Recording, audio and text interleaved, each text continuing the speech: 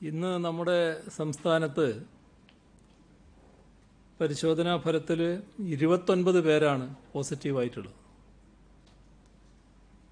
നെഗറ്റീവായി ഫലമൊന്നുമില്ല. പോസിറ്റീവായവരെ എടുത്താൽ കൊല്ലം 6, തൃശ്ശൂർ 4, തിരുവനന്തപുരം കണ്ണൂർ 3 വീതം,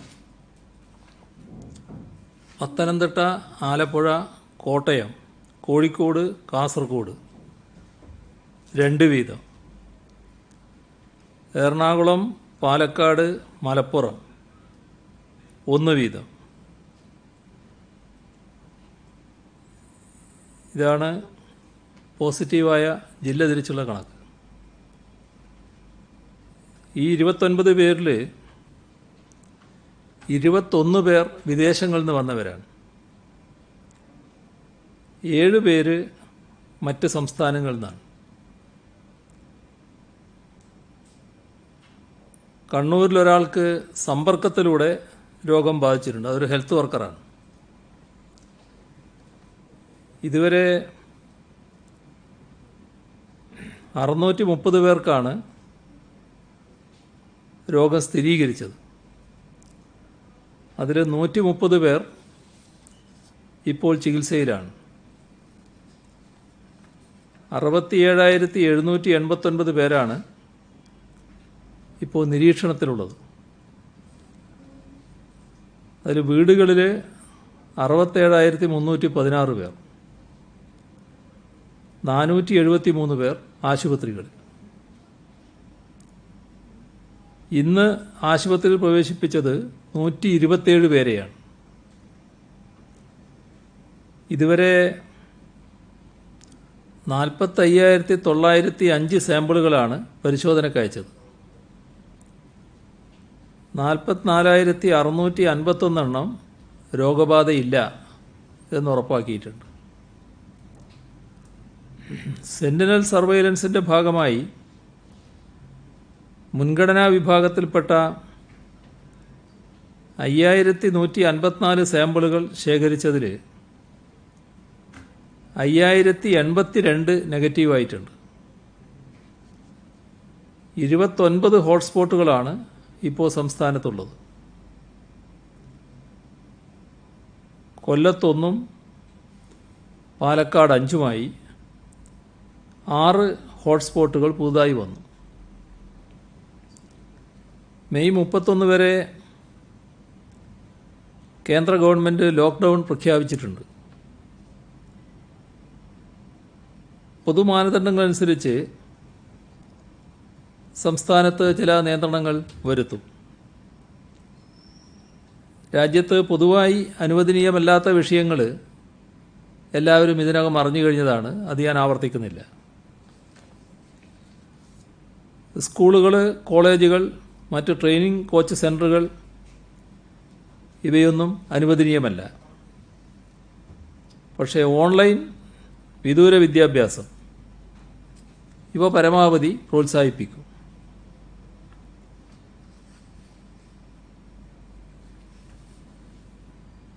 നിബന്ധനകളോടുകൂടി അനുവദിക്കുന്ന കാര്യങ്ങൾ: ജില്ലക്കകത്തുള്ള പൊതുഗതാഗതം, അത് ജലഗതാഗതമടക്കം വരും. അതിൽ സീറ്റിംഗ് കപ്പാസിറ്റിയുടെ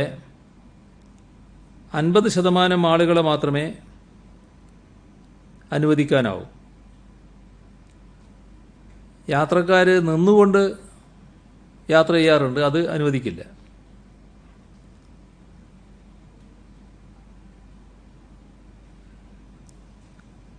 അത് ജില്ലക്കുള്ളിലെ വാഹനങ്ങളുടെയും ആളുകളുടെയും സഞ്ചാരം, അതിന് തടസ്സങ്ങളുണ്ടാവില്ല. കണ്ടെയ്ൻമെൻറ് സോൺ ഒഴികെയുള്ള പ്രദേശങ്ങളിൽ.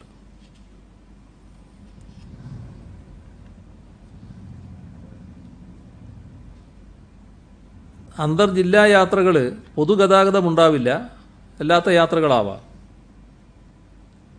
അത് രാവിലെ 7 മണി മുതൽ വൈകിട്ട് 7 മണി വരെ. ആ യാത്രക്ക് പ്രത്യേക യാത്രാ പാസ് ആവശ്യമില്ല. തിരിച്ചറിയൽ കാർഡ് കയ്യിൽ കരുതിയാൽ മതിയാവും. കോവിഡ്-19 നിർവ്യാപനവുമായി ബന്ധപ്പെട്ട പ്രവൃത്തിയിൽ ഏർപ്പെട്ടിരിക്കുന്നവർ, അവശ്യ സർവീസിലുള്ള സർക്കാർ ജീവനക്കാർ, ഇവർക്ക് യാത്ര ചെയ്യുന്നതിന് ഈ സമയപരിധി ബാധകമല്ല. ഇലക്ട്രീഷ്യന്മാർ, മറ്റ് ടെക്നീഷ്യന്മാർ തങ്ങളുടെ ട്രേഡ് ലൈസൻസ് കോപ്പി കയ്യിൽ കരുതണം.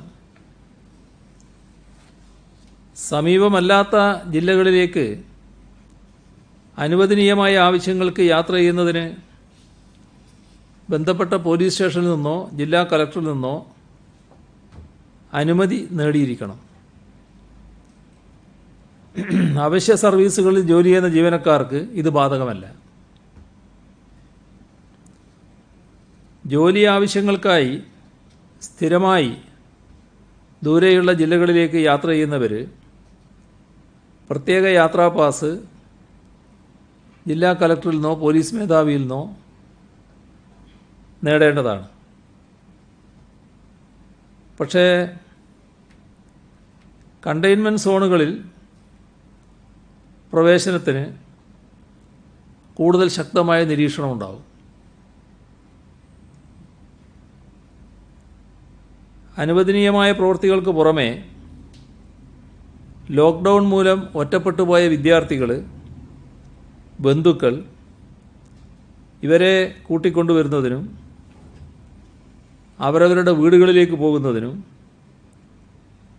ജോലിയിടങ്ങളിൽ കുടുങ്ങിപ്പോയ തൊഴിലാളികൾക്കും ജീവനക്കാർക്കും വീടുകളിൽ പോകുന്നതിനും അനുമതി നൽകും. മറ്റ് അടിയന്തര ആവശ്യങ്ങളുമായി ബന്ധപ്പെട്ടും അന്തർജില്ലാ യാത്ര അനുവദിക്കും. സ്വകാര്യ വാഹനങ്ങൾ, ടാക്സി ഉൾപ്പെടെയുള്ള 4 ചക്ര വാഹനങ്ങളിൽ ഡ്രൈവർക്ക് പുറമെ 2 പേരാണ് യാത്ര ചെയ്യാവുന്നത്. കുടുംബമാണെങ്കിൽ 3 പേര്. ഓട്ടോറിക്ഷകളിൽ ഡ്രൈവർക്ക് പുറമെ ഒരാൾ, കുടുംബമാണെങ്കിൽ 3 പേർ. ഇരുചക്ര വാഹനങ്ങളിൽ സാധാരണ നിലക്ക് ഒരാൾ മാത്രമാണ്. കുടുംബാംഗമാണെങ്കിൽ മാത്രം പിൻസീറ്റ് യാത്ര അനുവദിക്കും.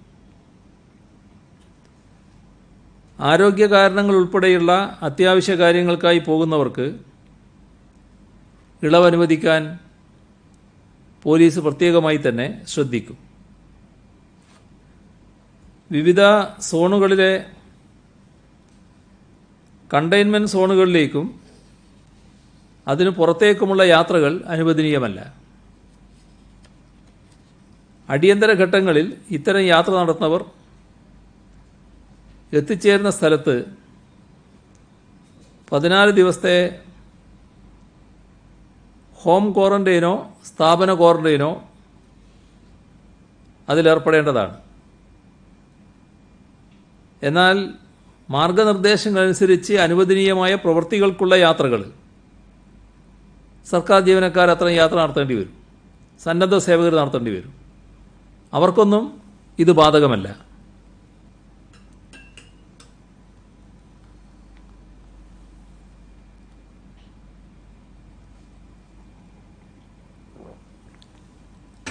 അറുപത്തഞ്ച് വയസ്സിന് മുകളിൽ പ്രായമുള്ളവർ, തുടർ രോഗബാധയുള്ളവർ, ഗർഭിണികൾ, 10 വയസ്സിന് താഴെയുള്ള കുട്ടികൾ,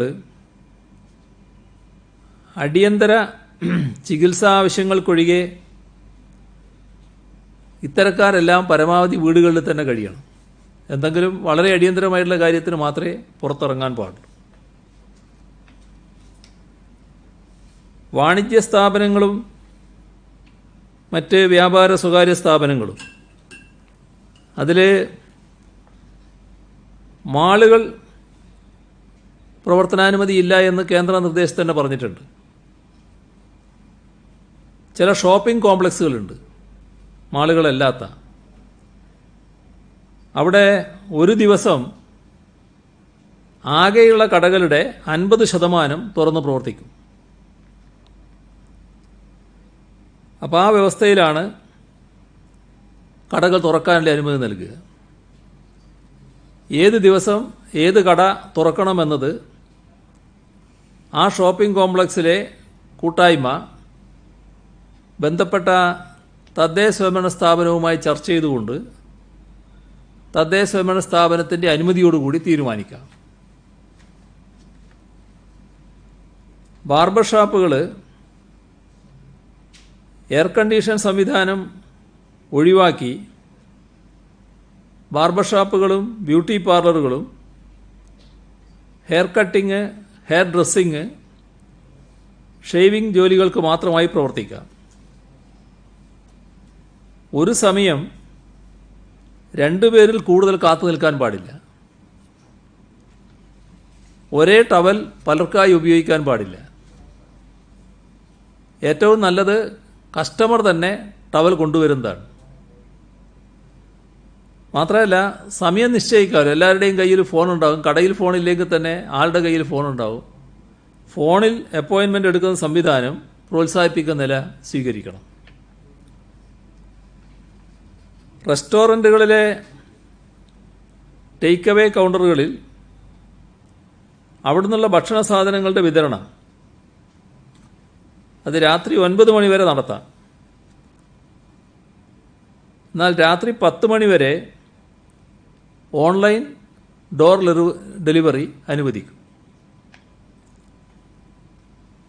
ബിവറേജസ് ഔട്ട്ലെറ്റുകൾ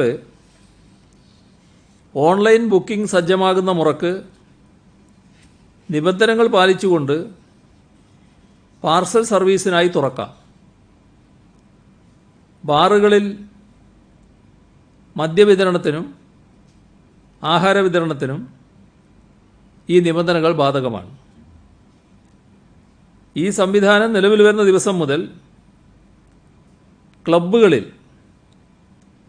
ഒരു സമയത്ത് 5 ആളുകളിലധികം വരില്ല എന്നുള്ള നിബന്ധനയ്ക്ക് വിധേയമായി സാമൂഹിക അകലം പാലിച്ചുകൊണ്ട് മെമ്പർമാർക്ക് മദ്യവും ആഹാരവും പാർസലായി വിതരണം ചെയ്യാം.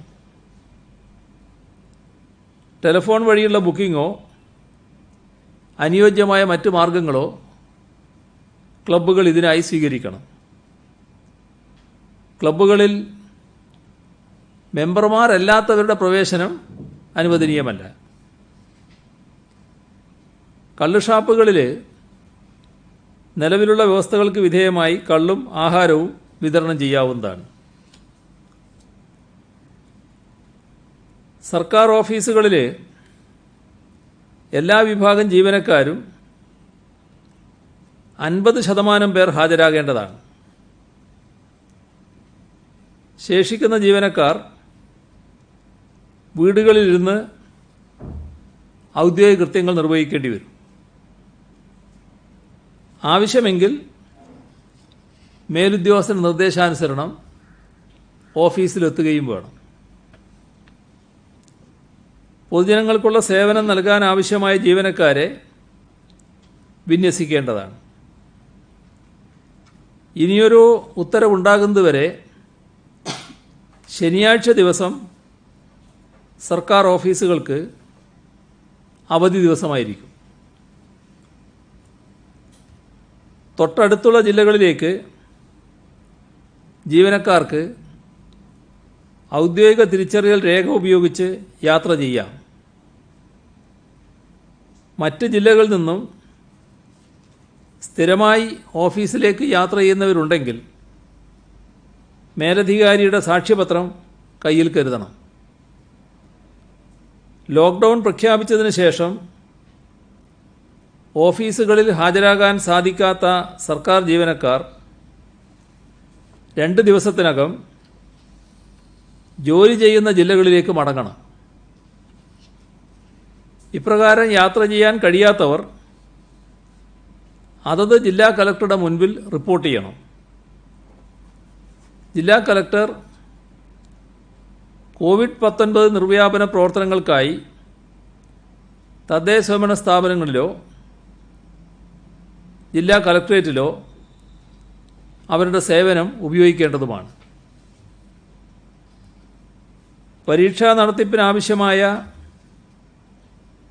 മുന്നൊരുക്കങ്ങൾ നടത്തുന്നതിനായി വിദ്യാഭ്യാസ സ്ഥാപനങ്ങൾ സർക്കാരായാലും എയ്ഡഡ് ആയാലും അൺഎയ്ഡഡ് ആയാലും എല്ലാം ഉൾപ്പെടെ പ്രവർത്തിക്കാവുന്നതാണ്. ഇതിന് ശനിയാഴ്ച ഒഴിവ് ബാധകമല്ല. കേന്ദ്ര സർക്കാർ ഓഫീസുകൾ കേന്ദ്ര സർക്കാർ പുറപ്പെടുവിച്ചിട്ടുള്ള നിബന്ധനകൾക്ക് അനുസൃതമായിട്ടായിരിക്കും പ്രവർത്തിക്കുക. ഉൽപാദന പ്രക്രിയയിൽ ഏർപ്പെട്ടിരിക്കുന്ന പൊതുമേഖലാ സ്ഥാപനങ്ങൾ ഉൾപ്പെടെയുള്ള സ്ഥലങ്ങളിൽ അധിക സാമ്പത്തിക ബാധ്യതയില്ലാതെ ആവശ്യമായ ക്രമീകരണങ്ങൾ നടപ്പാക്കാവുന്നതാണ്. വിവാഹ ചടങ്ങുകൾ പരമാവധി 50 ആൾക്കാരെ വെച്ചും അനുബന്ധ ചടങ്ങുകൾ പരമാവധി 10 പേരെ വെച്ചും മാത്രം നടത്തേണ്ടതാണ്. മരണാനന്തര ചടങ്ങുകൾ പരമാവധി 20 ആൾക്കാരെ വെച്ച് മാത്രം നടത്തേണ്ടതാണ്. വർക്കിംഗ് മെൻ വിമൻ ഹോസ്റ്റലുകളുടെ സുഗമമായ പ്രവർത്തനം സ്ഥാപന മേധാവികൾ ഉറപ്പാക്കേണ്ടതാണ്. ബ്രേക്ക് ദ ചെയിൻ ക്യാമ്പയിനുമായി ബന്ധപ്പെട്ട പ്രവൃത്തികൾ ഊർജിതമായി നടത്താനാവണം.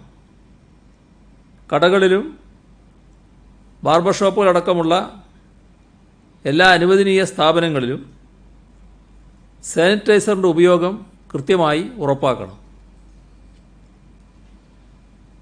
ഇത്രയും കാലം സ്ഥാപനങ്ങൾ അടഞ്ഞു കിടന്നതാണ്. ഇപ്പോൾ നാളെ തന്നെ തുറന്ന് പ്രവർത്തിക്കാൻ പാടില്ല. നാളെ എല്ലാവരും സ്ഥാപനം തുറന്ന് ശുചിയാക്കുക. അപ്പം അങ്ങനെ ശുചിയാക്കിയ ശേഷം ബുധനാഴ്ച മുതൽ പ്രവർത്തനം ആരംഭിക്കാം. അനുവദനീയമായ എല്ലാ പ്രവൃത്തികളും കൃത്യമായ ശാരീരിക അകലം പാലിച്ച് മാത്രമേ നിർവഹിക്കാൻ പാടുള്ളൂ. 6 അടി അകലം പാലിക്കണം. 1.8 മീറ്റർ. അനുവദനീയമല്ലാത്ത രാത്രി യാത്രകൾ ഒഴിവാക്കുന്നതിനായി CRPC സെക്ഷൻ 144 അനുസരിച്ചുള്ള നിരോധിത ഉത്തരവുകൾ നടപ്പാക്കാൻ ബന്ധപ്പെട്ടവർ ശ്രദ്ധിക്കേണ്ടതാണ്. ആവശ്യമുള്ളിടത്ത് അത്തരം ഉത്തരവുകൾ പുറപ്പെടുവിക്കാവുന്നതാണ്. നേരത്തെ യാത്ര തുടങ്ങി 7 മണിക്ക് അവസാനിപ്പിക്കാൻ സാധിക്കാത്തവരുടെ രാത്രി യാത്രകൾ ഈ ഗണത്തിൽപ്പെടുത്തേണ്ടതില്ല. സ്വർണം, പുസ്തകം തുടങ്ങി ഉപഭോക്താക്കളുടെ സ്പർശനം കൂടുതലായി ഉണ്ടാകുന്ന ഇടങ്ങളിൽ പരമാവധി ശ്രദ്ധ ചെലുത്തേണ്ടതും അതില്ലാതാക്കാനും അണുവിമുക്തമാക്കാനും കൂടുതൽ ശ്രദ്ധ പതിപ്പിക്കേണ്ടതാണ്. കോവിഡ്-19 നിർവ്യാപനവുമായി ബന്ധപ്പെട്ട് ജോലി സ്ഥലങ്ങളിൽ പാലിക്കേണ്ട മാർഗനിർദ്ദേശങ്ങൾ ഉത്തരവിൽ ഉൾപ്പെടുത്തിയിട്ടുണ്ട്. ഇനിയൊരു ഉത്തരവുണ്ടാകുന്നതുവരെ ഞായറാഴ്ച പൂർണ്ണമായും ലോക്ക്ഡൗൺ പാലിക്കേണ്ടതാണ്. വിശദാംശങ്ങൾ ഉത്തരവിലുണ്ട്. തുടർ പ്രവർത്തനം ആവശ്യമായ നിർമ്മാണ യൂണിറ്റുകളും അവയുടെ സപ്ലൈ ചെയിനുകളും ചരക്ക് വാഹനങ്ങളുടെ ഗതാഗതവുമൊക്കെ അനുവദിക്കുകയാണ്. ആരാധനയുടെ ഭാഗമായി കർമ്മങ്ങളും ആചാരങ്ങളും നടത്താൻ ചുമതലപ്പെട്ടവർക്ക് ആരാധനാലയങ്ങളിലേക്ക് യാത്ര ചെയ്യാനുള്ള അനുവാദമുണ്ടാകും. പ്രഭാത നടത്തം, സൈക്ലിംഗ് ഇവ അനുവദിക്കാവുന്നതാണ്. ഞായറാഴ്ച യാത്ര അടിയന്തര ഘട്ടങ്ങളിൽ ജില്ലാ അധികാരികളുടെ പോലീസ് വകുപ്പിൻ്റെ പാസിൻ്റെ അടിസ്ഥാനത്തിൽ മാത്രമേ യാത്ര ചെയ്യാൻ പാടുള്ളൂ. എല്ലാ ജില്ലകളിലും ആവശ്യമെങ്കിൽ ഈ മാർഗനിർദ്ദേശങ്ങൾക്കുപരിയായുള്ള നിയന്ത്രണങ്ങൾ ഏർപ്പെടുത്തുവാൻ ജില്ലാ ദുരന്ത നിവാരണ അതോറിറ്റിക്ക് അധികാരമുണ്ടായിരിക്കും. കണ്ടെയ്ൻമെൻറ് സോണുകളിൽ പ്രത്യേക ശ്രദ്ധ ചെലുത്താനും ആവശ്യമായ നിയന്ത്രണം കൊണ്ടുവരാനും ബന്ധപ്പെട്ട അധികാരികൾ ശ്രദ്ധിക്കേണ്ടതാണ്. ലോക്ക്ഡൗണുമായി ബന്ധപ്പെട്ട നിയന്ത്രണങ്ങൾ ഏതെങ്കിലും ആളുകൾ ലംഘിക്കുകയാണെങ്കിൽ 2005 ദുരന്ത നിവാരണ നിയമത്തിലെ 51 മുതൽ 60 വരെയുള്ള വകുപ്പുകൾ പ്രകാരവും ഇന്ത്യൻ പീനൽ കോഡിൻ്റെ 188 വകുപ്പ് പ്രകാരവും ഉചിതമായ മറ്റ് ചട്ടങ്ങൾ പ്രകാരവും നിയമ നടപടികൾക്ക് വിധേയനാകേണ്ടി വരും. നിർവഹണ ചുമതലയുള്ള എല്ലാ വിഭാഗങ്ങളും നിർദ്ദേശങ്ങൾ കൃത്യമായി നടപ്പാക്കേണ്ടതാണ്. മലയാളികളെ നാട്ടിലെത്തിക്കുന്നതിനുള്ള പ്രത്യേക ട്രെയിൻ ഡൽഹിയിൽ നിന്നും 20-ാം തീയതി ബുധനാഴ്ച പുറപ്പെടാൻ തീരുമാനിച്ചിട്ടുണ്ട്. അതിനുള്ള ക്രമീകരണങ്ങളെല്ലാം പൂർത്തിയാക്കിയിട്ടുണ്ട്. പഞ്ചാബ്, കർണാടക, ആന്ധ്ര, തെലുങ്കാന, മധ്യപ്രദേശ്, ഗുജറാത്ത്, മഹാരാഷ്ട്ര, ഉത്തർപ്രദേശ്, ജാർഖണ്ഡ്, ഒറീസ, ബീഹാർ തുടങ്ങിയ സംസ്ഥാനങ്ങളിൽ നിന്നും പ്രത്യേക ട്രെയിൻ ഏർപ്പെടുത്താനുള്ള നടപടിക്രമങ്ങൾ അന്തിമഘട്ടത്തിലാണ്. ഒരു സംസ്ഥാനത്ത് നിന്നും അല്ലെങ്കിൽ ഒരു പ്രത്യേക സ്റ്റേഷനിൽ നിന്നും 1200 യാത്രക്കാർ ആകുന്ന മുറക്കാണ് റെയിൽവേ സ്പെഷ്യൽ ട്രെയിൻ അനുവദിക്കുന്നത്. പുറപ്പെടുന്ന സംസ്ഥാനത്ത് യാത്രക്കാരുടെ സൗകര്യാർത്ഥം ആവശ്യമെങ്കിൽ ഒരു സ്റ്റോപ്പ് കൂടി അനുവദിക്കണമെന്ന് റെയിൽവേയോട് അഭ്യർത്ഥിച്ചിട്ടുണ്ട്. ഇത്തരത്തിലുള്ള സ്പെഷ്യൽ ട്രെയിനിൽ യാത്രാ സൗകര്യം ഉറപ്പുവരുത്താൻ ആവശ്യമായ തയ്യാറെടുപ്പുകൾ സംസ്ഥാനം സ്വീകരിച്ചിട്ടുണ്ട്. യാത്ര ചെയ്യാൻ ആഗ്രഹിക്കുന്നവർക്ക്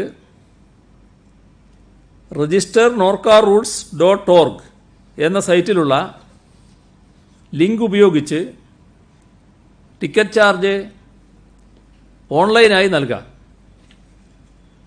ഇപ്രകാരം ടിക്കറ്റ് ബുക്ക് ചെയ്യുന്നവർക്ക് ട്രെയിൻ യാത്ര തീരുമാനിച്ചു കഴിഞ്ഞാൽ വിശദാംശങ്ങൾ ഫോൺ സന്ദേശമായി ലഭിക്കും. ഇത് സംസ്ഥാനത്തേക്ക് പ്രവേശിക്കുന്നതിനുള്ള പാസ്സായും കണക്കാക്കാവുന്നതാണ്. വിദേശ രാജ്യങ്ങളിൽ നിന്നും വിമാനയാത്ര വഴിയും കപ്പൽ യാത്ര വഴിയും ഇതുവരെയായി 5815 പേരാണ് നാട്ടിലേക്ക് തിരിച്ചെത്തിയിരിക്കുന്നത്. ഇന്നു മുതൽ ജൂൺ 2 വരെ 38 വിമാനങ്ങൾ സംസ്ഥാനത്തേക്ക് വിദേശത്തു നിന്നും ഉണ്ടാകുമെന്ന് അറിയിച്ചിട്ടുണ്ട്. UAEയിൽ നിന്നും 8 വിമാനങ്ങൾ, ഒമാനിൽ നിന്ന് 6 വിമാനങ്ങൾ, സൗദി അറേബ്യയിൽ നിന്ന് 4, ഖത്തറിൽ നിന്ന് 3, കുവൈറ്റിൽ നിന്ന് 2. ഇങ്ങനെയാണ് വിമാനങ്ങൾ കേരളത്തിലേക്ക് എത്തുക. Bahrain, Philippines, Malaysia, UK, USA, Australia, France, Indonesia, Armenia, Tajikistan, Ukraine, Ireland, Italy, Russia, Singapore എന്നീ രാജ്യങ്ങളിൽ നിന്നും ഓരോ വിമാനങ്ങളും കേരളത്തിലേക്കെത്തും. 6530 യാത്രക്കാർ കേരളത്തിലെത്തുമെന്നാണ് പ്രതീക്ഷിക്കുന്നത്. നോർക്ക റൂട്ട്സ് പ്രവാസി വിദ്യാർത്ഥി തിരിച്ചറിയൽ കാർഡുകൾക്ക് നൽകി വരുന്ന ഇൻഷുറൻസ് പരിരക്ഷ ഇരട്ടിയാക്കിയിട്ടുണ്ട്. അപകടത്തെ തുടർന്ന് മരണം സംഭവിക്കുകയോ പൂർണ്ണമായോ ഭാഗികമായോ സ്ഥിരമായോ അംഗവൈകല്യം സംഭവിക്കുകയോ ചെയ്യുന്നവർക്കാണ് പരിരക്ഷ ലഭിക്കുക. അപകട മരണം സംഭവിച്ചാൽ നൽകി വരുന്ന ഇൻഷുറൻസ് ആനുകൂല്യം 2 ലക്ഷത്തിൽ നിന്ന് 4 ലക്ഷമായും അംഗവൈകല്യം സംഭവിക്കുന്നവർക്കുള്ള ആനുകൂല്യം 1 ലക്ഷത്തിൽ നിന്ന് 2 ലക്ഷമായും വർദ്ധിക്കും. ആനുകൂല്യം ഇരട്ടിയാക്കിയെങ്കിലും പ്രവാസി തിരിച്ചറിയൽ കാർഡിൻ്റെ അപേക്ഷാ ഫീസിൽ ഒരു വർധനവുമില്ല. മാസ്ക് ധരിക്കുന്നത് ഉറപ്പാക്കുന്നതിനായി എല്ലാ നഗരങ്ങളിലും പോലീസിൻ്റെ നേതൃത്വത്തിൽ സ്പെഷ്യൽ ടാസ്ക് ഫോഴ്സിന് രൂപം നൽകും. ഗ്രാമീണ മേഖലയിൽ മാസ്ക് ധരിക്കാത്തവർക്കെതിരെ നിയമ നടപടി സ്വീകരിക്കും. അതോടൊപ്പം പോലീസിൻ്റെ ക്യാമ്പയിൻ്റെ ഭാഗമായി മാസ്ക് സൗജന്യമായി വിതരണം ചെയ്യും. മാസ്ക് ധരിക്കാത്തതിന് ഇന്ന് സംസ്ഥാനത്ത് 1344 സംഭവങ്ങൾ റിപ്പോർട്ട് ചെയ്തിട്ടുണ്ട്. ക്വാറന്റൈൻ ലംഘിച്ച 16 പേർക്കെതിരെ ഇന്ന് കേസ് രജിസ്റ്റർ ചെയ്തിട്ടുണ്ട്. കണ്ടെയ്ൻമെൻറ്റ് മേഖലകൾ ഒഴികെ രാവിലെ 7 മുതൽ രാത്രി 7 വരെ ജില്ല വിട്ട് യാത്ര ചെയ്യുന്നതിന് നിലവിലുള്ള പാസ് സംവിധാനം നിർത്തലാക്കും. എന്നാൽ അത്യാവശ്യ കാര്യങ്ങൾക്ക് രാത്രി 7-നും രാവിലെ 7-നും ഇടയിൽ യാത്ര ചെയ്യുന്നവർ നിർബന്ധമായും പോലീസ് പാസ് വാങ്ങണം. ഹോട്ടലിലും മറ്റും നിന്ന് രാത്രി 10 മണി വരെ ഭക്ഷണം പാർസലായി വാങ്ങുന്നതിന് അനുവാദം നൽകിയിട്ടുണ്ട്.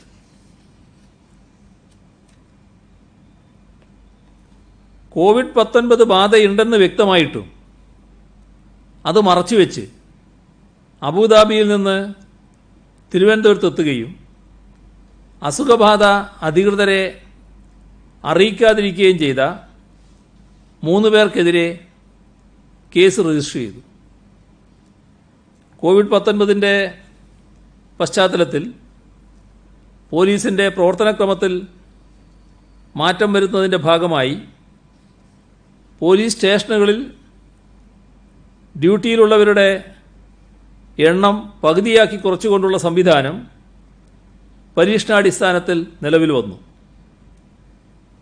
ഇതുമൂലം പോലീസിൻ്റെ പ്രവർത്തനത്തിൽ യാതൊരു വിധത്തിലുള്ള ബുദ്ധിമുട്ടും ഉണ്ടാകില്ല എന്ന് ഉറപ്പാക്കിയിട്ടുണ്ട്.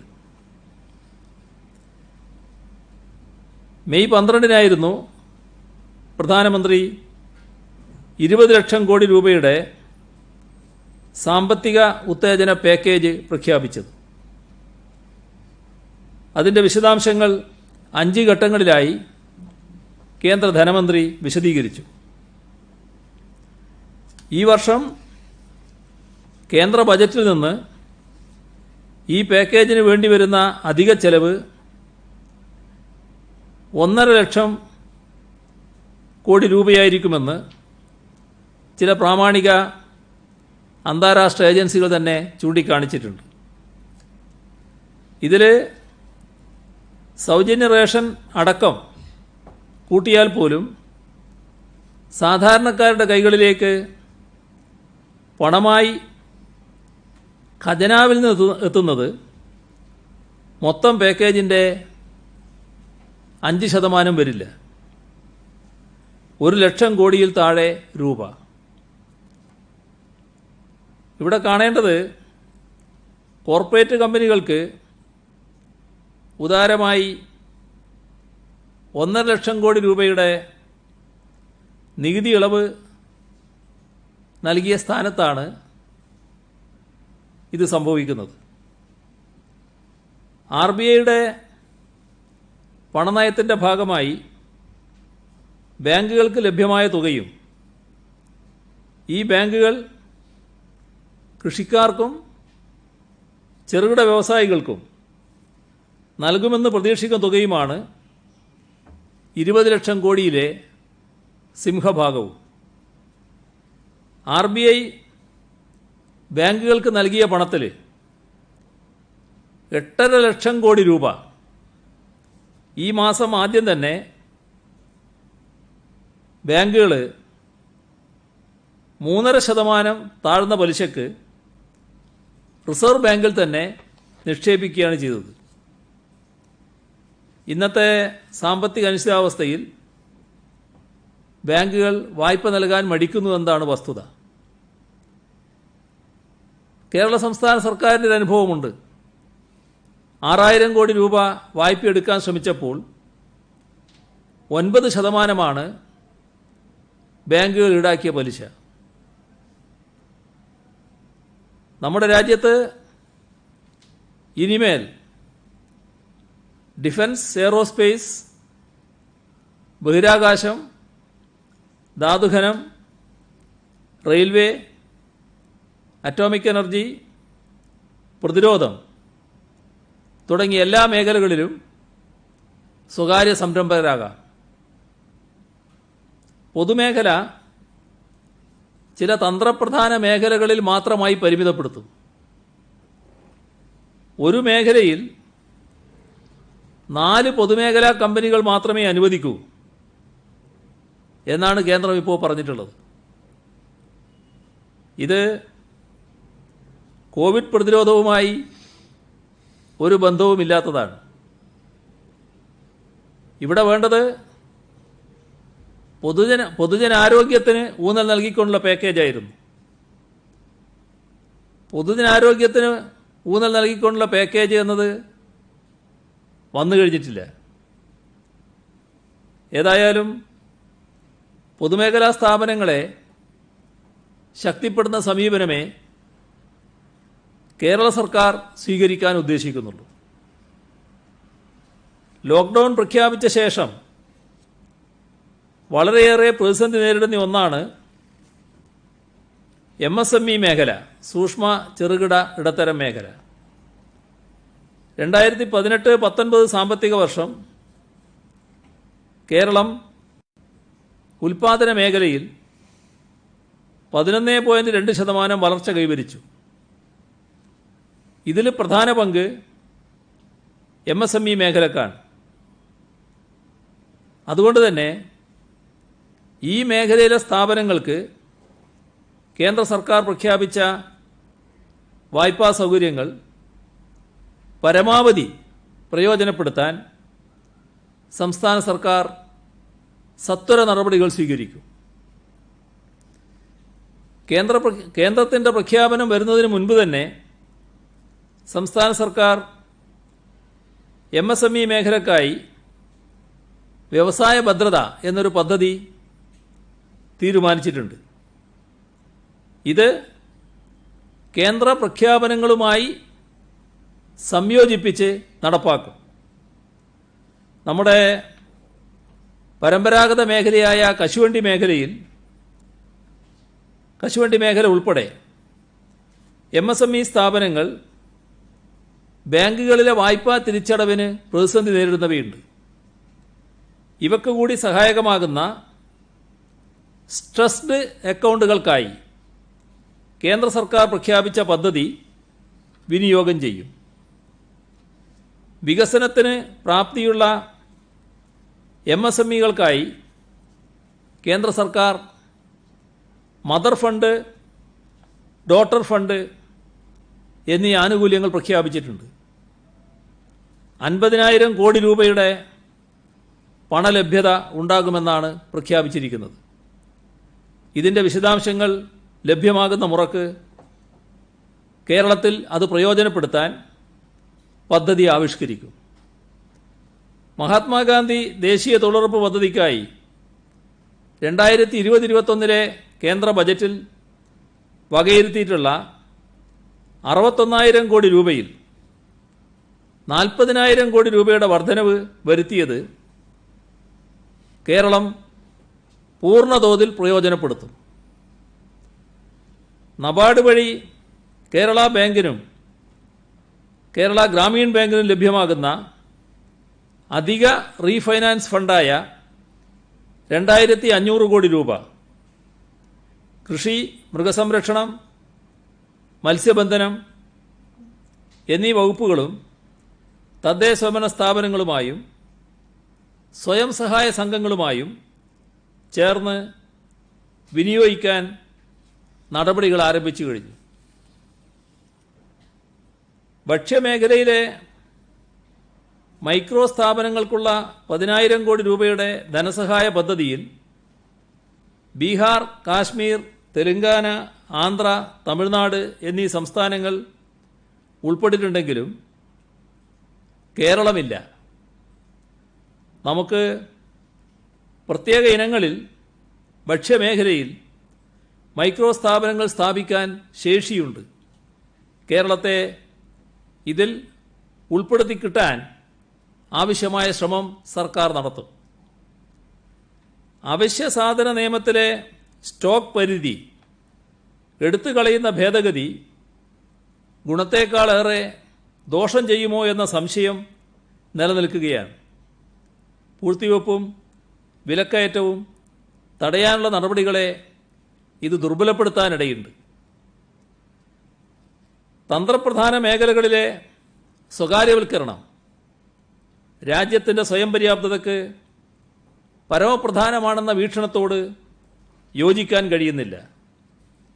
കോവിഡ്-19 ശേഷം ആരോഗ്യമേഖലയിലടക്കം സർക്കാരിൻ്റെ ഇടപെടലുകൾ എത്രത്തോളം പ്രാധാന്യമർഹിക്കുന്നുവെന്ന് നാം കണ്ടുകൊണ്ടിരിക്കുകയാണ്.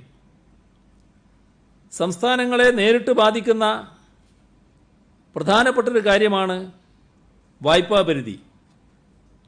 ആഭ്യന്തര വരുമാനത്തിൻ്റെ 3% നിന്നും 5% മാറ്റിയത് സ്വാഗതാർഹമാണ്.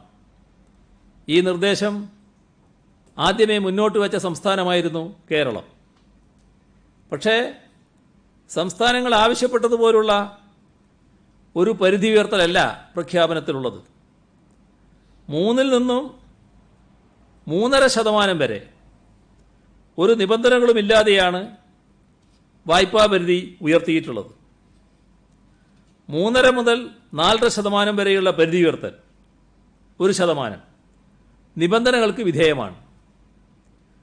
പൊതുവിതരണ സമ്പ്രദായം, ഈസ് ഓഫ് ഡൂയിങ് ബിസിനസ്, ഊർജം, നഗരത്തിലെ തദ്ദേശഭരണ സ്ഥാപനങ്ങൾ, ഇത്തരം മേഖലകളിൽ വരുത്തേണ്ട പരിഷ്കാരങ്ങളുടെ അടിസ്ഥാനത്തിലായിരിക്കും ഈ 1% വായ്പാ പരിധി വർധന ലഭ്യമാകുക.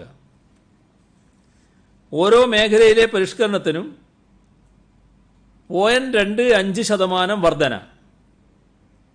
4.5 നിന്നും 5% വരെയുള്ള വർധന മേൽപ്പറഞ്ഞ 4 പരിഷ്കാരങ്ങളിൽ 3 വിജയകരമായി നടപ്പിലാക്കിയാലാണ് ലഭ്യമാവുക. അപ്പോൾ കേരളത്തിൽ 0.5% വായ്പ നിബന്ധനകൾ കൂടാതെ ലഭിക്കും.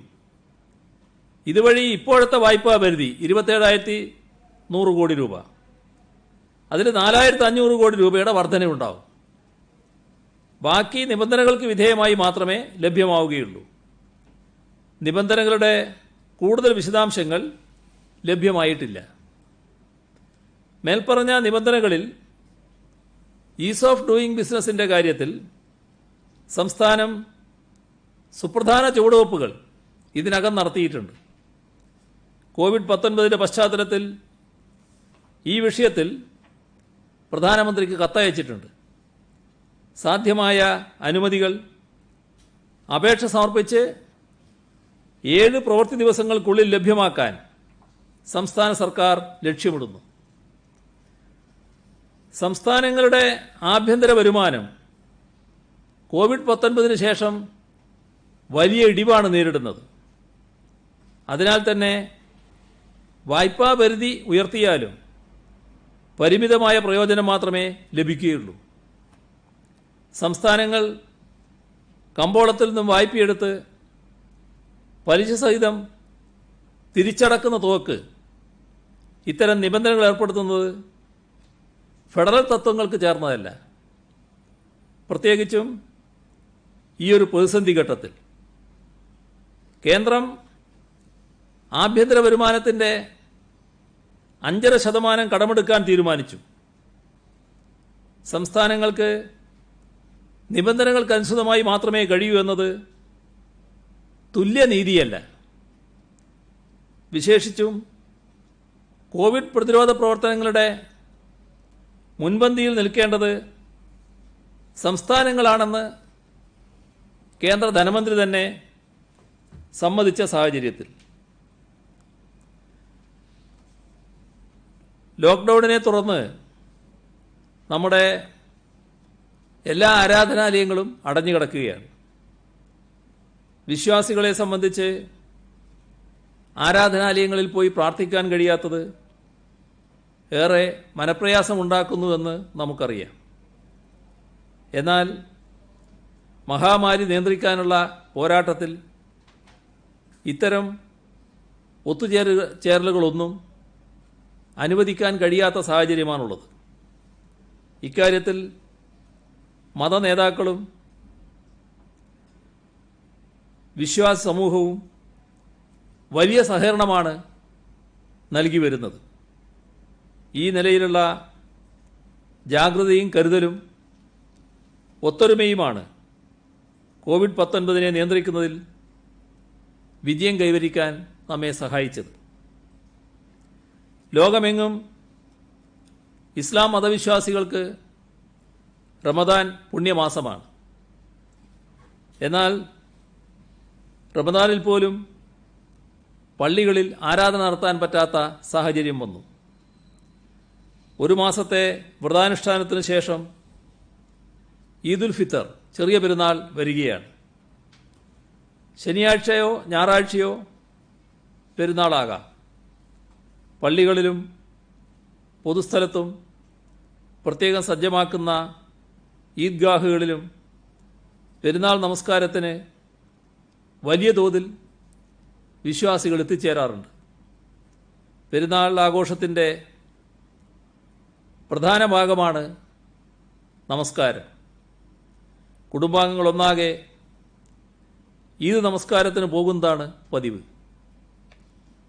രോഗഭീഷണി നിലനിൽക്കുന്ന സാഹചര്യത്തിൽ എന്തു വേണമെന്ന് ആലോചിക്കാൻ മുസ്ലിം മതപണ്ഡിതരുമായി ഇന്ന് കാലത്ത് വീഡിയോ കോൺഫറൻസ് നടത്തിയിരുന്നു.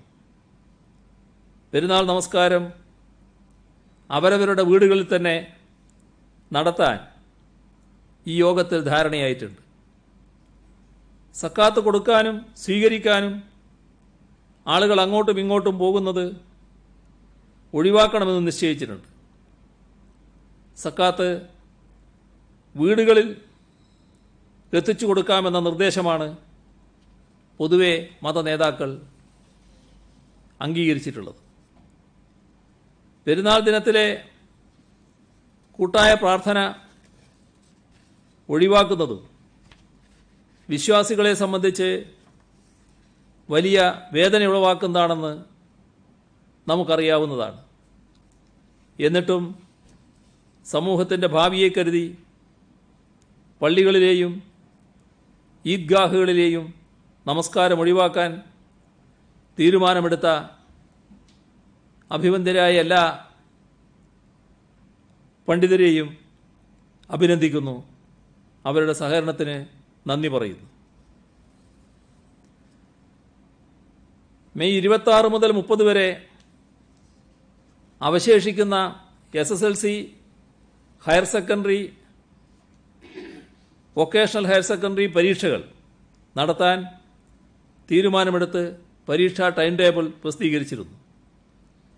പരീക്ഷകൾ നിശ്ചയിച്ചിരുന്നതുപോലെ തന്നെ നടത്തുന്നതാണ്. ആവശ്യമായ ഗതാഗത സൗകര്യങ്ങൾ സ്കൂൾ ബസ്സുകൾ ഉൾപ്പെടെ ഉപയോഗിച്ച് ഒരുക്കുന്നതാണ്. സാമൂഹ്യ അകലം പാലിക്കണമെന്ന നിബന്ധന നിലനിൽക്കുന്ന ഘട്ടത്തിൽ സ്റ്റേജ് ഗാരേജുകളുടെ വാഹന നികുതി പൂർണ്ണമായും ഈ ഘട്ടത്തിൽ ഒഴിവാക്കുന്നതാണ്. ഈ കാലയളവിൽ മിനിമം ചാർജ് 50% വർദ്ധിപ്പിക്കും. കിലോമീറ്ററിന് 70 പൈസയുടെ തോതിലാണ് ചാർജ് ഈടാക്കുന്നത്. അത് ₹1.10 വർദ്ധിപ്പിക്കുന്ന നില സ്വീകരിക്കും. ഇത് ഇങ്ങനെ വരുന്നത് ബസ്സിൽ യാത്ര ചെയ്യുമ്പോൾ പകുതി സീറ്റിൽ മാത്രമേ യാത്ര ചെയ്യാൻ പറ്റൂ. അപ്പോൾ പകുതി സീറ്റ് ഒഴിച്ചിടണം, ശാരീരിക അകലം പാലിക്കണം, അങ്ങനെ യാത്ര ചെയ്യാൻ പറ്റുകയുള്ളൂ. ജില്ലാ അതിർത്തിക്കകത്ത് മാത്രമേ ബസ് ഓടുന്നുള്ളൂ. അങ്ങനെ വരുമ്പോൾ ബസ് ഓടിയാൽ കനത്ത നഷ്ടം ഒഴിവാകണമെങ്കിൽ ഇത്തരത്തിലൊരു ചാർജ് വർധനവ് ഈ കോവിഡ് ഘട്ടത്തിൽ നൽകേണ്ടതായിട്ട് വരും. ഇത് കോവിഡ് ഘട്ടത്തിന് മാത്രമുള്ളതാണ്, സ്ഥിരമായ ചാർജ് വർധനവല്ല. പക്ഷേ ഇത്തരമൊരു ചാർജ് വർധനവ് മാത്രമേ പ്രായോഗികമായി സ്വീകരിക്കാൻ സാധിക്കുന്നുള്ളൂ. അതോടൊപ്പം യാത്രാ ഇളവുകൾക്ക് അർഹതയുള്ളവർ അവർ ഈ പരിഷ്കരിച്ച ചാർജിൻ്റെ പകുതി നൽകേണ്ടതായിട്ടുണ്ട്. ഒരു പകുതിയെ നൽകേണ്ടതുള്ളൂ, പൂർണ്ണമായി നൽകേണ്ടതില്ല. ബോട്ട് യാത്രാ നിരക്ക് 33% വരെ വർദ്ധിപ്പിക്കും. ബംഗാൾ ഉൾക്കടലിൽ രൂപം കൊണ്ട ഉംപുൻ സൂപ്പർ ചുഴലിക്കാറ്റിൻ്റെ പ്രഭാവത്തിൽ കേരളത്തിൽ വിവിധയിടങ്ങളിൽ ശക്തമായ കാറ്റിനും മഴയ്ക്കും സാധ്യതയുണ്ടെന്ന് കേന്ദ്ര കാലാവസ്ഥാ വകുപ്പ് അറിയിച്ചിട്ടുണ്ട്. കേരള തീരത്ത് നിന്ന് മത്സ്യത്തൊഴിലാളികൾ മത്സ്യബന്ധനത്തിനായി കടലിൽ പോകാൻ പാടുള്ളതല്ല. ശക്തമായ കാറ്റിനും മഴയ്ക്കും മുന്നറിയിപ്പുള്ള സാഹചര്യത്തിൽ പലതരത്തിലുള്ള അപകടത്തിനും സാധ്യതയുള്ളതുകൊണ്ട് ജാഗ്രത പൊതുവെ പാലിക്കേണ്ടതായിട്ടുണ്ട്. ഭക്ഷ്യ സ്വയം പര്യാപ്ത ലക്ഷ്യമാക്കി സംസ്ഥാന സർക്കാർ നടപ്പാക്കുന്ന സംയോജിത കാർഷിക പുനരുജ്ജീവന പദ്ധതിയായ സുഭിക്ഷ കേരളത്തിൻ്റെ ഭാഗമായി വിവരശേഖരം നടത്താൻ കർഷക രജിസ്ട്രേഷൻ പോർട്ടൽ വികസിപ്പിച്ചിട്ടുണ്ട്. ജനങ്ങളെ കാർഷിക മേഖലയിലേക്ക് ആകർഷിച്ച് ആവശ്യമായ സാമ്പത്തിക സാങ്കേതിക സഹായങ്ങൾ സമയബന്ധിതമായി കൈമാറുന്നതിനാണ് പോർട്ടൽ. www.aims.kerala.gov.in/സുഭിക്ഷ കേരളം എന്നതാണ് പോർട്ടൽ വിലാസം. കുറച്ച് കഴിഞ്ഞാൽ അതിൻ്റെ പ്രകാശനം ഇവിടെ നടത്തുന്നുണ്ട്. തരിശു നിലങ്ങളിൽ കൃഷിയിറക്കുന്നതടക്കമുള്ള കാർഷിക രംഗത്തെ സർക്കാർ ആഹ്വാനങ്ങൾക്ക് സമ്പൂർണ്ണ പിന്തുണ വരാപ്പുഴ അതിരൂപത മെത്രാപ്പോലീത്ത ആർച്ച് ബിഷപ്പ് ജോസഫ് കളത്തിപ്പറമ്പിൽ അറിയിച്ചിട്ടുണ്ട്. കാർഷിക വ്യാവസായിക മേഖലക്കേറ്റ തിരിച്ചടി മറികടക്കാൻ ഒരു സംയോജിത ഭക്ഷ്യസുരക്ഷാ പദ്ധതി നടപ്പാക്കാൻ സർക്കാർ തയ്യാറെടുത്തു കഴിഞ്ഞു. അവസരോചിതമായ വരാപ്പുഴ അതിരൂപതയുടെ ഇടപെടൽ അഭിനന്ദനാർഹമാണ്. ആരോഗ്യ പ്രവർത്തകർക്ക് സുരക്ഷാ ഉപകരണങ്ങൾ വിതരണം ചെയ്തതും സമൂഹ അടുക്കളകളിൽ സഹായമെത്തിച്ചതുമടക്കം വരാപ്പുഴ രൂപത 3,95,28,570 രൂപയുടെ കോവിഡ് പ്രതിരോധ പ്രവർത്തനങ്ങൾ നടത്തിയതായി മെത്രാപ്പോലീത്ത അറിയിച്ചു. ഫെഡറൽ ബാങ്ക് കോഴിക്കോട് മേഖലാ ഓഫീസ് കണ്ണൂർ ഗവൺമെൻറ് മെഡിക്കൽ കോളേജിലേക്ക് റാപ്പിഡ് ടെസ്റ്റ് കിറ്റ് വാങ്ങുന്നതിന് 13,44,000 രൂപ സംഭാവന നൽകിയിട്ടുണ്ട്. ദുരിതാശ്വാസ CMDRFിലേക്ക് മുഖ്യമന്ത്രി ദുരിതാശ്വാസ നിധിയിലേക്ക് NSS 25 ലക്ഷം രൂപ സംഭാവന നൽകിയതായി general secretary G. Sukumaran Nair അറിയിച്ചിട്ടുണ്ട്. അത് ബാങ്ക് ഡ്രാഫ്റ്റായി നൽകിയിരിക്കുകയാണ്. റാന്നി മണ്ഡലത്തിലെ സഹകരണ ബാങ്കുകൾ 36,03,675 രൂപ, കണ്ണൂർ AKG ആശുപത്രി 20 ലക്ഷം രൂപ, മാള ഗ്രാമപഞ്ചായത്ത് 10 ലക്ഷം രൂപ, പാട്യം സോഷ്യൽ സർവീസ് സൊസൈറ്റി 5 ലക്ഷം, ജീവനക്കാർ 1,40,000, Indian institute of architectures Cochin centre 5 ലക്ഷം, മുൻ സുപ്രീം കോടതി ജഡ്ജിയും മുൻ ഹൈക്കോടതി ചീഫ് ജസ്റ്റിസുമായ ജസ്റ്റിസ് അഭിജിത്ത് പസായത്ത് 1 ലക്ഷം രൂപ. വിശ്വനാഥ് പസായത്ത് മെമ്മോറിയൽ കമ്മിറ്റിയുടെ പേരിലാണ് അദ്ദേഹം ആ തുക നൽകിയിട്ടുള്ളത്. സാമൂതിരി രാജാവിൻ്റെ ട്രഷർഷിപ്പിലുള്ള 48 ക്ഷേത്രങ്ങളിലെ ദേവസ്വം ജീവനക്കാർ 2 ദിവസത്തെ ശമ്പളം 5,66,796 രൂപ. ഇത്രയാണ് ഇന്ന് പറയാനുള്ളത്.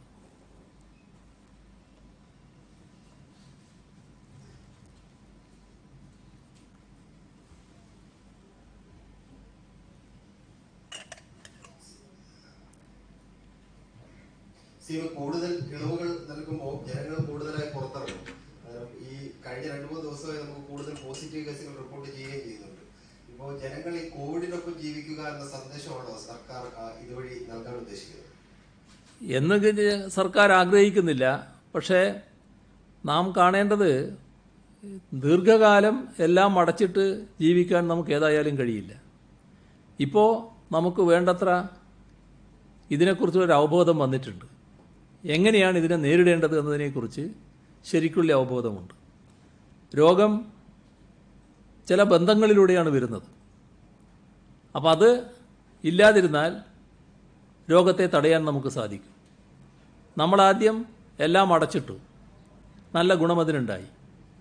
അതിലൂടെ നമ്മൾ പഠിച്ചതെന്താണ്? രോഗവാഹകനായിട്ടുള്ള ആളുമായി ഏതെങ്കിലും തരത്തിലുള്ള സമ്പർക്കത്തിൽ നമ്മൾ ഏർപ്പെടരുത്. അപ്പോൾ അത് നമുക്ക് തുറന്നും പാലിക്കാൻ കഴിയണം. അതിനാണ് പുറത്തുനിന്ന് വരുന്ന ആളുകളെ എല്ലാവരും രോഗമുള്ളവരായിരിക്കില്ല. പക്ഷേ നമ്മൾ ഈ കണ്ടതുപോലെ ചിലർ രോഗമുള്ളവരാണ്. അവർക്ക് അവകാശപ്പെട്ട മണ്ണിലേക്കാണ് അവർ വരുന്നത്. അവരെ തടയാൻ നമുക്ക് കഴിയില്ല. അപ്പോൾ അവർ വരുമ്പോൾ രോഗബാധയുണ്ടോ എന്ന് പരിശോധിക്കേണ്ടതായിട്ടുണ്ട്. ആ പരിശോധനയ്ക്ക് അവർ നിരീക്ഷണത്തിൽ കഴിയണം. അത് നല്ല ജാഗ്രതയോടെ കഴിയണം. അതുകൊണ്ടാണ് 16 ദിവസം പൂർണ്ണമായി അവർ ക്വാറന്റൈനിൽ കഴിയണം എന്ന് തീരുമാനിച്ചത്. ആ ക്വാറന്റൈനിൽ കഴിയുന്നതിൽ ഒരു തരത്തിലുള്ള ജാഗ്രത കുറവും ഉണ്ടാകരുത്. ഇത് ഉറപ്പുവരുത്താൻ നമുക്ക് കഴിയണം. അത് വേണ്ടത് യഥാർത്ഥത്തിൽ ചുറ്റുപാടുമുള്ളവർ തന്നെയാണ്. ഗവൺമെൻറ് ആകാവുന്നതെല്ലാം ചെയ്യും. പക്ഷേ ജനങ്ങൾ തന്നെ അതിൻ്റെ ഉത്തരവാദിത്വം എടുക്കേണ്ടതായിട്ടുണ്ട്. ഈ ആൾ പുറത്തിറങ്ങുന്നുണ്ടോ? തൊട്ടടുത്തുള്ളവർക്കറിയാം. വാർഡ് തല സമിതികൾ ഇതിനു വേണ്ടി രൂപീകരിച്ചിട്ടുണ്ട്. നാട്ടുകാർ ആ കാര്യം, അയൽപക്കക്കാർ ശ്രദ്ധിക്കേണ്ടതായിട്ടുണ്ട്. എല്ലാവരും ഇതിൽ സ്വയം ബോധവാന്മാരായി മാറേണ്ടതായിട്ടുണ്ട്. അത്തരത്തിലുള്ളൊരു ഇടപെടലിലേക്ക് നമ്മുടെ നാട് നീങ്ങുകയാണ്. സ്വാഭാവികമായും അതിന് അതിൻ്റേതായ നല്ല ഫലം സൃഷ്ടിക്കാനാകും. ഇതിൻ്റെ ഒരു വ്യാപനം അങ്ങനെ മാത്രമേ തടയാനാകൂ. അത് തടയാനാകുമെന്ന് തന്നെയാണ് ഉറച്ച് കരുതുന്നത്. അപ്പോൾ എല്ലാവരും അതിനനുസരിച്ച് നിലപാട് സ്വീകരിക്കുക. അതോടൊപ്പം നാം ഇപ്പോൾ മാസ്ക് ധരിക്കുന്നു. സാനിറ്റൈസർ നേരത്തെ നമ്മൾ ഉപയോഗിച്ച് അധികം ശീലമില്ല. സാനിറ്റൈസർ ഇപ്പം എല്ലാ സ്ഥലങ്ങളിലും ഉപയോഗിക്കാൻ തയ്യാറാകുന്നു. ഇത്തരം കാര്യങ്ങൾ നമ്മൾ തുറന്നും പാലിച്ചു പോകണം. ഒരാളെ കണ്ടാൽ ഉടനെ കൈ കൊടുക്കുന്ന രീതിയല്ല. നമുക്ക് വേണമെങ്കിൽ നമസ്തേ പറയാം, നമസ്കാരം പറയാം, എന്താണോ ശീലം അത് ചെയ്യാം. കൈ കൊടുത്ത് സ്വീകരിക്കേണ്ടതായിട്ടില്ല. കണ്ട ഉടനെ കെട്ടിപ്പിടിക്കേണ്ടതായിട്ടില്ല. ഇങ്ങനെയുള്ള എല്ലാ ശീലങ്ങളും നമ്മൾ മാറ്റേണ്ടതായിട്ടുണ്ട്. ശാരീരിക അകലം പാലിക്കുക എന്നുള്ളത് വളരെ പ്രധാനമാണ്. ഒരു ദുർഘടഘട്ടം തന്നെയാണ്. പക്ഷേ ആ ദുർഘടഘട്ടത്തെ ശരിയായ രീതിയിൽ നമ്മൾ കൈകാര്യം ചെയ്താൽ നമുക്കൊരാപത്തും സംഭവിക്കാതെ മറികടന്നു പോകാൻ പറ്റും. അതിനാണ് നാം സമൂഹമാകെ ഒന്നിച്ച് തയ്യാറാകേണ്ടത്. ഈ ഇളവുകൾ എന്ന് പ്രഖ്യാപിച്ചപ്പോൾ നേരത്തെ ശ്രദ്ധയപ്പെടുന്ന ഒരു കാര്യമാണ് ഈ ചാനലുകളിലെ ഷൂട്ടിംഗ് ഫോർമുല നടക്കുന്ന ഷൂട്ടിങ്ങിന് അത് CM പരിഗണിക്കാൻ പറഞ്ഞു. അതുപോലെ തന്നെയാണ് സിനിമകൾ. ഈ ലോക്ക്ഡൌൺ തുടങ്ങുന്നതിന് മുമ്പ് തന്നെ സെറ്റിട്ട് തുടങ്ങിയ സിനിമാ ചിത്രീകരണങ്ങളെല്ലാം നിർത്തിവെച്ചിരിക്കുകയാണ്. അവർക്ക് സെറ്റിന് വേണ്ടി മുടക്കിയ ലക്ഷങ്ങളെല്ലാം ഇനി മഴയോടെ പെയ്തു കഴിഞ്ഞാൽ വഴിയാതാവുന്ന ഒരു അവസ്ഥയാണ്. അത് ഇതിൽ പരിഗണിക്കുമോ? ഒരു ചോദ്യം കൂടെ. എത്ര ചോദ്യ ഞാൻ കുറിച്ചെടുക്കേണ്ടി വരും. ഇതിൽ ആദ്യം പറഞ്ഞതിന് അത് അനുമതിയാവുകയാണ്. അതായത് ചാനലുകൾ അവരുടെ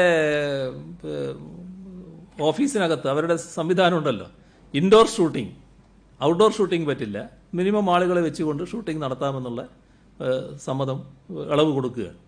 സിനിമയുടെ കാര്യം പ്രത്യേകം ആലോചിക്കുക എന്താണെന്നുള്ളത്.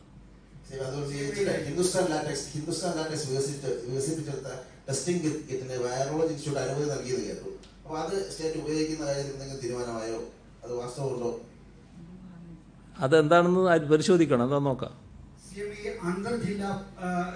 അന്തർജില്ലാ യാത്രയ്ക്കുള്ള പാസുകളുടെ കാര്യത്തിൽ നമ്മൾ അപേക്ഷിച്ച് COVID-19 ജാഗ്രതാ സൈറ്റിൽ അപേക്ഷിച്ച് അത് അപ്പോൾ തന്നെ പാസ് ലഭ്യമാക്കുന്ന തരത്തിലുള്ള എന്തെങ്കിലും ക്രമീകരണങ്ങൾ ഏർപ്പെടുത്താൻ ഉദ്ദേശിക്കുന്നുണ്ടോ എന്നുള്ളതാണ് ഒരു കാര്യം. ഞാൻ നേരത്തെ പറഞ്ഞത് ശ്രദ്ധിച്ചില്ല. ഇനി അങ്ങോട്ട് അന്തർജില്ലാ യാത്രക്ക് പ്രത്യേക പാസിൻ്റെ ആവശ്യമില്ല. സാധാരണ നിരക്ക്. കടന്നുള്ള യാത്രയ്ക്ക് വേണമല്ലോ. വിദൂര ജില്ലകൾക്ക് വിദൂര അപ്പം തന്നെ ലഭ്യമാകാനുള്ള നടപടികൾ എടുക്കാം. അതുപോലെ ഈ ബാറുകളിലൂടെ ഈ കോഴി മദ്യവിൽപ്പനശാലകൾക്ക് ഈ നമ്മുടെ വെർച്വൽ ക്യൂ സംവിധാനം എന്നത്തേക്ക് റെഡിയാവും, എന്നാണ് അപ്പോൾ ഇത് തുറക്കുക? അത് വിഷമിക്കണ്ട, വേഗം തന്നെ റെഡിയാവും. ഒരു വലിയ താമസം ഉണ്ടാവില്ല. CMA കേരളത്തിലെ തിരുവനന്തപുരം സെക്രട്ടേറിയറ്റ് ഉൾപ്പെടെയും പാലക്കാട് ജില്ലയിലും അതിർത്തി കടന്നു വന്ന് ജോലി ചെയ്യുന്നവരുണ്ട്, സർക്കാർ ജീവനക്കാരുണ്ട്, നിർമ്മാണ തൊഴിലാളികളുണ്ട്, തമിഴ്നാട്ടിൽ നിന്ന് വരുന്നവർ, ടെക്നിക്കലി പാറശാലയ്ക്കപ്പുറം. അവരുടെ കാര്യത്തിൽ എന്താണ് സർക്കാരിന്റെ തീരുമാനം? അവർക്ക് പ്രത്യേക പാസ് കൊടുക്കുമോ? നിർമ്മാണ തൊഴിലാളികൾക്കും സർക്കാർ ജീവനക്കാർക്കും മറ്റു സ്ഥാപനങ്ങളിൽ ജോലി ചെയ്യുന്നവർ അല്ല, സാധാരണ നിലക്ക് സർക്കാർ ജീവനക്കാരായിട്ടുള്ളവർക്ക് അവർക്ക് അവരുടെ പാസ് കാണിച്ച് തന്നെ യാത്ര ചെയ്യാം. അതിന് മറ്റു പ്രയാസങ്ങളില്ല. പിന്നെ മറ്റുള്ളവർ പ്രത്യേക ആവശ്യം അതിൻ്റെത് വരുന്നുണ്ടെങ്കിൽ അതിൻ്റെ ഭാഗമായിട്ടുള്ള നടപടികൾ സ്വീകരിക്കാം.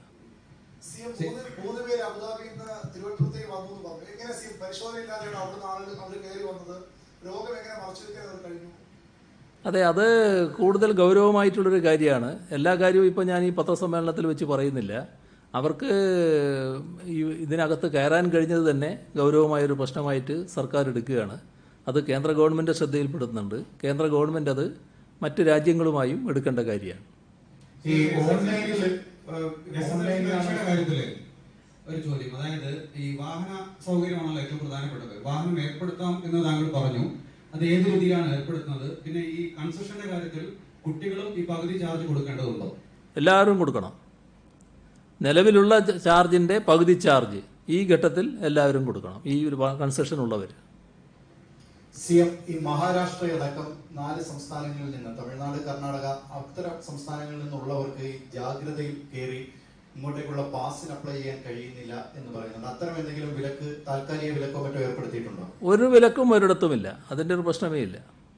CM ഒരു കാര്യം, ഈ ഓൺലൈനിലാണ് ഈ ജൂൺ 1 മുതൽ ക്ലാസ് തുടങ്ങും എന്ന് CM പ്രഖ്യാപിച്ചു കഴിഞ്ഞു. പക്ഷേ അത് എല്ലാ കുട്ടികൾക്കും പ്രാപ്യമാണോ? ഒരു പഠനം തന്നെ സംസ്ഥാന സർക്കാർ നടത്തിയതിൽ 2.6 ലക്ഷം വിദ്യാർത്ഥികൾക്ക് വീട്ടിൽ ടിവിയോ ഇന്റർനെറ്റ് സൗകര്യമോ ഇല്ല എന്ന് തന്നെ ചില റിപ്പോർട്ടുകൾ വരുന്നുണ്ട്. എങ്ങനെയാണ് അത് ജൂൺ 1 തന്നെ അത് തുടങ്ങുമോ? എന്താണ് അക്കാര്യത്തിലൊരു വ്യക്തത ഉണ്ടായിട്ടുണ്ടോ സംസ്ഥാന സർക്കാർ? ജൂൺ 1 തന്നെ തുടങ്ങാനാണ് ഉദ്ദേശിക്കുന്നത്. ഈ പറഞ്ഞ കുറച്ച് പ്രശ്നങ്ങളുണ്ട്, അത് എങ്ങനെ പരിഹരിക്കാനാകുമെന്നതും അതോടൊപ്പം ആലോചിച്ചുകൊണ്ടിരിക്കുകയാണ്. ആവശ്യമായ പരിഹാര നടപടികൾ സ്വീകരിക്കുക തന്നെ ചെയ്യും. നമ്മുടെ കർണാടക സംസ്ഥാനം കേരളം അടക്കമുള്ള 4-5 സംസ്ഥാനങ്ങളിൽ നിന്ന് വരുന്ന ആളുകൾക്ക് വിലക്ക് ഏർപ്പെടുത്തിയിരിക്കുകയാണ്. അതുകൊണ്ട് തന്നെ ഈ ബോംബെയിൽ നിന്നും മറ്റും ഇങ്ങോട്ടേക്ക് പുറപ്പെട്ട ആളുകൾക്ക് ഈ കർണാടകം കടന്നു വരാൻ കഴിയുമെന്നൊരു വലിയ ആശങ്കയുണ്ട്. കാരണം നാസിക്കിൽ നിന്ന് പൂനെയിലൊക്കെ യാത്ര പുറപ്പെട്ടു കഴിഞ്ഞു. അപ്പോൾ ഇന്നാണ് കർണാടക മുഖ്യമന്ത്രി യെദ്യൂരപ്പ ഈ ഒരു പ്രഖ്യാപനം നടത്തിയത്. കേരളം, ഗുജറാത്ത്, തമിഴ്നാട്, ബോംബെ തുടങ്ങിയ സംസ്ഥാനങ്ങളിൽ വരുന്നവർക്ക് കർണാടകയിൽ പ്രവേശിക്കാനാവില്ലായിരുന്നു. അത്തരം ആ ബുദ്ധിമുട്ട് പരിഹരിക്കാൻ എന്തെങ്കിലും ഇടപെടൽ നടത്താൻ കഴിയുമോ? ഇത് നേരത്തെ എടുത്ത പ്രശ്നമാണ്, കേന്ദ്ര ഗവൺമെൻറ് ശ്രദ്ധയിൽപ്പെടുത്തിയതാണ്. കേന്ദ്ര ഗവൺമെൻറ്റും ആ പ്രശ്നങ്ങൾ എടുത്തിട്ടുണ്ട്. ഒരു യാത്ര ചെയ്ത് വരുന്നവരെ യാത്ര ചെയ്ത് വരുമ്പോൾ ആ പുറപ്പെടുന്ന സംസ്ഥാനവും എത്തേണ്ട സംസ്ഥാനവും രണ്ടു കൂട്ടരും അംഗീകരിച്ചു കഴിഞ്ഞാൽ ഇടക്കുള്ള സംസ്ഥാനം അതിനെ തടയാൻ പാടില്ല, അതിൽ ഇടപെടാൻ പാടില്ല എന്ന് തന്നെയാണ് കേന്ദ്രം നിർദ്ദേശിച്ചിട്ടുള്ളത്. അതൊന്നുകൂടി വേണമെങ്കിൽ ശ്രദ്ധയിൽപ്പെടുത്താം. ഓൺലൈൻ ക്ലാസ് പറഞ്ഞു, ഉടൻ ക്ലാസ്സുകൾ തുറന്നതില്ലെന്ന് പറയും. പക്ഷേ പല സ്വകാര്യ സ്കൂളുകളടക്കം യൂണിഫോമിൽ ഉൾപ്പെടെ വലിയ ഫീസ് ഇപ്പോൾ ആവശ്യപ്പെടുകയാണ് അഡ്മിഷൻ സമയത്ത്. തന്നെയുമല്ല, പല സ്വകാര്യ സ്കൂളുകൾ കുട്ടികളെ തന്നെ നേരിട്ട് കൊണ്ടുചെല്ലണമെന്ന് പറയുന്നു. മറ്റൊരു കാര്യം, CM ഈ 50% ജീവനക്കാരാണ് സർക്കാർ ജീവനക്കാർ നമ്മൾ പറയുന്നത്. പക്ഷേ ഇപ്പം വാല്യുവേഷൻ സമയത്ത് 80% ടീച്ചർമാർ അവിടെ വാല്യുവേഷൻ ക്യാമ്പുകളുണ്ട്. അപ്പൊ അത് നേരത്തെ നമ്മൾ പറഞ്ഞ ഒരു വിരുദ്ധമല്ലേ? അധ്യാപകർക്ക് ഇത് ബാധകമല്ല. മറ്റത് സ്കൂളുകളിലെ അഡ്മിഷന്റെ കാര്യത്തിന് കുട്ടികൾ പോകേണ്ടതില്ല എന്ന ഉത്തരവ് തന്നെ പുറപ്പെടുവിച്ചിട്ടുണ്ട്. കുട്ടികളെ കൊണ്ടുപോകേണ്ടതില്ല, മറ്റു നടപടികൾ സ്വീകരിച്ച് അഡ്മിഷൻ വാങ്ങാവുന്നതാണ്.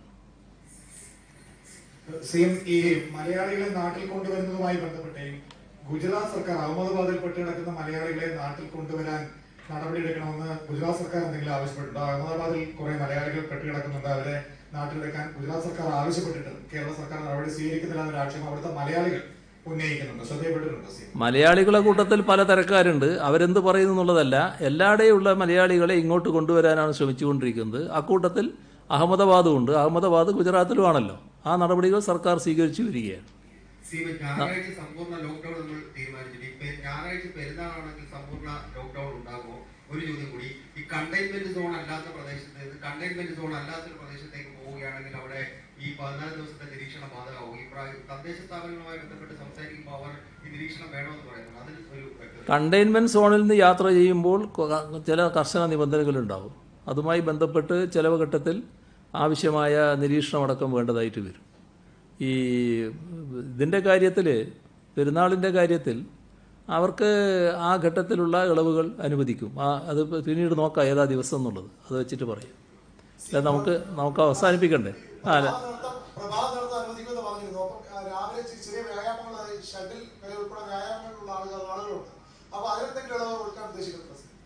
ഷട്ടിൽ കളിക്കുന്നതിന് തടസ്സമുണ്ടോ ഇപ്പോൾ?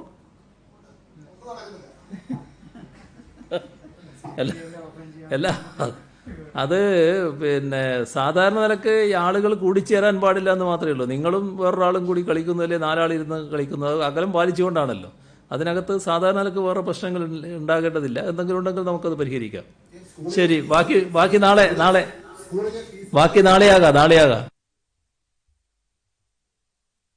നമ്മുടെ ഒരു പരിപാടിയുണ്ട്, അത് കഴിഞ്ഞിട്ട് ഒരു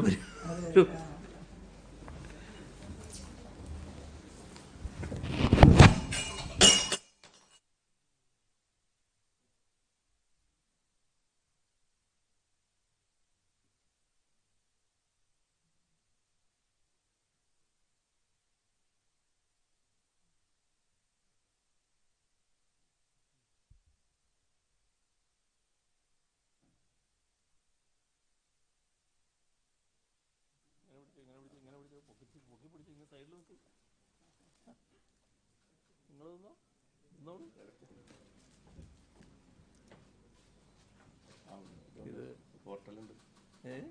പോർട്ടൽ. ശരി. ഓ, എവിടെയാ ക്ലിക്ക് ചെയ്യേണ്ടത്? ഇവിടെയാ? ഓ, ഇല്ലല്ലേ? ആയാ? ശരി.